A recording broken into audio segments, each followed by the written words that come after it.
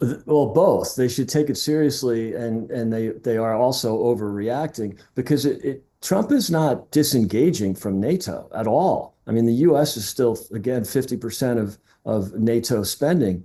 We want the Europeans to do more because it's better for the alliance. It's better for us as well, but it's also better for the Europeans. And so, and I think, the Ukraine conflict is a good example of it, right? The Europeans were completely unprepared, both economically and in terms of defense capabilities to defend Ukraine. There was all this talk and some financial support, but it surely was inadequate.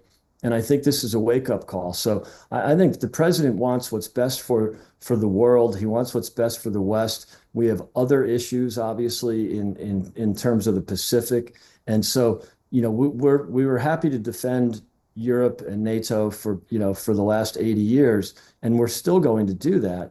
We'll continue to do that. But I think given the potential of the European defense and security complex, this should be easy. This should be, it's just a shame to see these rather large economies, considerable economies like France, Germany, Spain, and Italy spending 2% or less on defense, 2% of GDP on defense. The UK is punching a little bit above its weight at 2.3, but that's completely inadequate for a great military tradition that we have here in the United Kingdom. And so this is an opportunity for Europe in general to upgrade, to liberate their economies, to spend more on defense, and then be, completely aligned with the United States.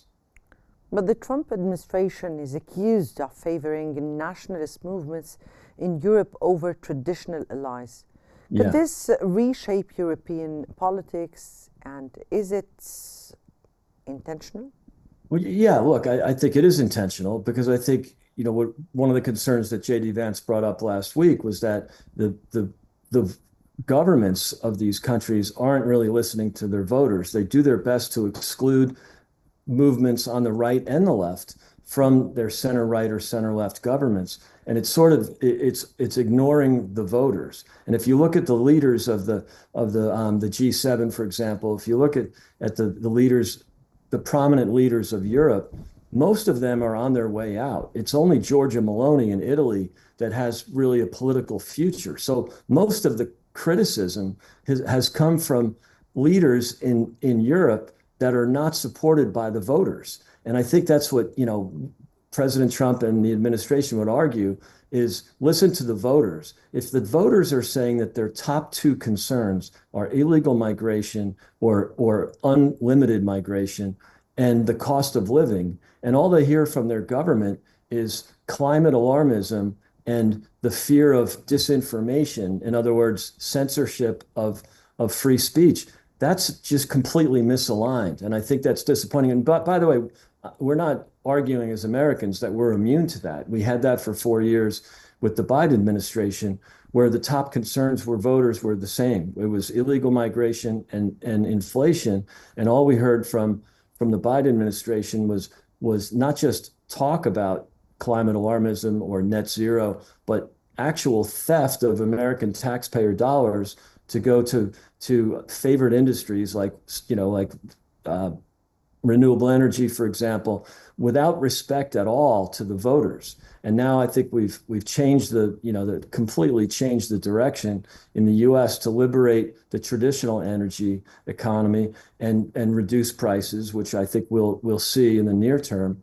And so we would just hope that the Europeans would do the same thing, not because it's our idea, but because that's what the voters want in their countries.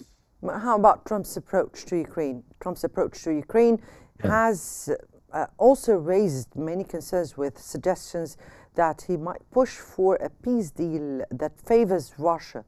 Now, could this undermine European security from your point of view?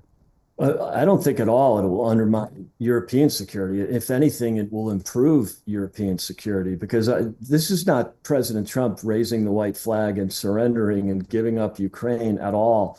That's not going to happen. But he's disruptive. He's a different kind of politician. He likes to throw a grenade in the room. He likes to say provocative things. and shake up the room a little bit. But ultimately, it's all about outcomes. And a lot of the reaction in Europe is similar to what the reactions were in President Trump's first term, where he would say something provocative. He would be offensive in many ways to the Germans in a diplomatic conversation. And yet he was always proven right. You know, his concern with the Germans in 2018 was that they were dependent on Russian energy for the most part, and also dependent on exports to China, which is true. And look what's happened. There's been a major turn in the world against, dependency on China, but also it wasn't but, 3 or 4 years later where Russia invaded Ukraine, and all of a sudden, the Germans are buying coal to burn coal, which is completely contrary to their net zero argument or their green argument. And so, look, it's disruptive. He's doing it in a different way, but the way that the Europeans and the U.S.